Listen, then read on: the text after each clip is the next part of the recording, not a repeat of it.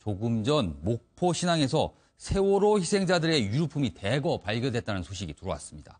이 가운데는 뼈 조각도 포함되어 있는데 일단 동물뼈로 추정되고 있습니다. 현장에 나가 있는 정주영 기자 연결합니다. 정 기자, 자세한 소식 전해주시죠. 네, 저는 지금 목포 신항에 나와 있습니다. 오늘 새벽 5시쯤 세월호에서 흘러나온 펄을 제거하기 위해 작업을 준비하는 과정에서 다량의 유류품이 발견됐습니다. 일단 뼈 조각이 또 발견됐다는 소식부터 전해드리겠습니다. 이번에 발견된 뼈 조각은 모두 9개인데요. 일단은 사람의 뼈가 아닌 동물뼈로 추정됩니다. 조금 전 10시에 열린 긴급 기자회견에서 국과수 관계자는 이번에 발견된 뼈는 돼지뼈로 추정된다고 밝혔는데요. 현재는 육안으로만 확인된 상태이고 유전자 검사를 진행할 계획이라고 밝혔습니다. 이 DNA 최종 확인 작업에는 한 달이 걸립니다. 여기에 더해 이준석 선장의 여권, 주인을 알 수 없는 지갑과 카드, 볼펜, 손가방 등이 대거 발견됐습니다. 이번에 유류품이 발견된 지역은 지난달 28일 동물뼈가 발견됐던 지점과 매우 가까운 곳인데요. 현장을 참관하던 가족들은 이번에 발견된 뼈가 동물뼈라는 설명을 듣고선 또다시 오열하고 있습니다. 새로운 소식 들어오는 대로 다시 전해드리겠습니다. 지금까지 목포신항에서 MBN 뉴스 정주영입니다. 자, 지금 목포 신항의 소식 전해드렸는데 뭔가 기쁜 소식 나왔으면 좋겠습니다. 자, 저희 뉴스와이드 2부가 본격적으로 시작할 텐데 저희는 원래 큰 뉴스에 가려서 부각되지 않은 이슈들을 집중적으로 다루는 시간입니다. 오늘도 한번 달려보겠습니다. 자, 네 분 모셨습니다. 박성규 전 청와대 대변인, 박수현 전 민주당 의원, 그다음에 김용남 전 자유한국당 의원, 그리고 백성문 변호사 네 분 나오셨습니다. 네, 안녕하세요. 안녕하십니까. 자, 이 문제부터 한번 짚고 가죠. 구속된 박근혜 전 대통령에 대해 검찰이 이르면 내일입니다. 내일 구치소로 가서 조사를 벌일 것으로 알려지고 있는데 향후 박 전 대통령에 대한 검찰 조사 그리고 기소는 어떻게 되는지 일단 요거부터 살펴보고 가겠습니다. 백 변호사. 네. 지금 알려지고 있는 일정상 여러 가지 이 수사 일정, 그다음에 향후의 기소 일정은 지금 어떻게 나오고 있습니까? 사실 박 전 대통령이 구속이 되면 구속 기간이 일단 열흘이 부여가 되는데요. 네. 열흘에서 한 번 연장해서 총 20일간 수사를 할 수 있습니다.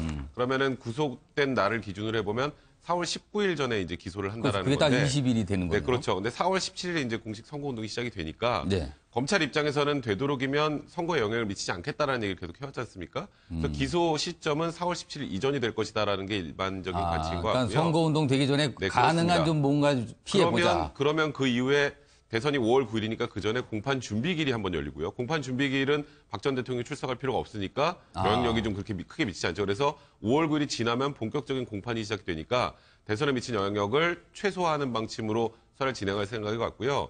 그다음에 이제 두 번째로 어떻게 조사를 하느냐가 네, 그게 또 관심인데. 그러니까 원래 일반적으로 피의자들은 구치소에서 검찰로 나오죠. 그걸 그렇죠. 나온다 그러잖아요. 나와서 그 안에서 이제 다시 조사를 받아서 들어오는데 이제 검찰이 고민을 하고 있는데 아마도 출장조사 쪽으로 거의 결정을 한 것 같습니다.